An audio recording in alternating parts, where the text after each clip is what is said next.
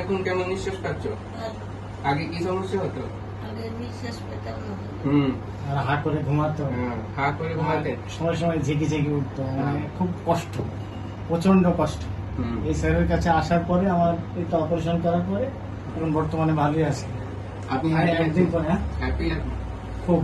তো উনি এর এসেছিলেন থেকে আমি কিছু মানে আর মানে ভালো কিছু নাই। হ্যাঁ, একটা বাবার জন্য বাচ্চা যে কষ্ট থেকে যদি ঠিক হয়ে যায় তো ওর থেকে হ্যাপিনেস আর কিছু নেই। আর আমাদের জন্য একটা ডাক্তার জন্য যদি ওনার পেশেন্ট বা বাচ্চা, আমরা ফ্যামিলির মতনই সবাইকে দেখি।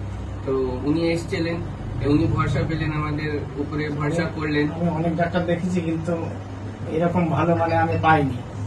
আমার কাছে একটা বাচ্চা বসে আছে, নাম হচ্ছে রুদ্র। তো রুদ্র যখন এসেছিল, রুদ্রের সাথে ওনার বাবা এসেছিলেন। তো উনি একটা প্রবলেম নিয়ে এসেছিলেন কি বাচ্চার নিঃশ্বাস নিতে একটু কষ্ট হতো, মানে যখন রাতে ঘুমাতো নাকে আওয়াজ হতো, নাক ডাকতো, হা করে নিঃশ্বাস নিত।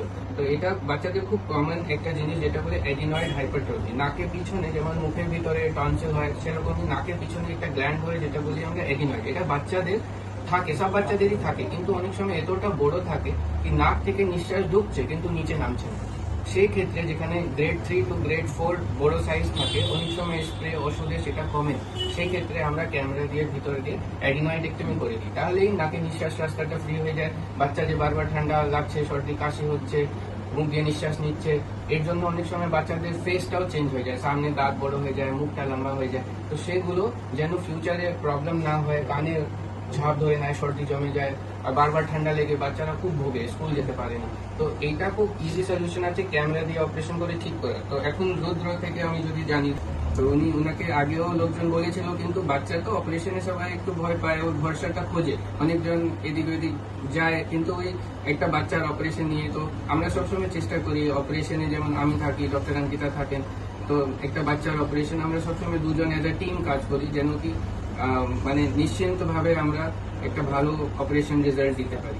আর সেটাও একটু টাইম দিয়ে যদি দেখে যে কোয়ারিজ গুলো থাকে, অনেক সময় মা বাবার অনেক কোয়ারি থাকে, কি হবে, কি করে হবে, কতদিন ঠিক হবে, তো সেগুলো যদি টাইম দিয়ে বোঝানো যায় তো অনেকটা ট্রিটমেন্ট ইজি হবে। মানে ও যেহেতু ভুগতো, অনেকজন অপারেশন ভয়তে অপারেশনই করে না, ভাবে কি একটা বাচ্চার অপারেশন হবে আর ভুগতে থাকে বাচ্চারা।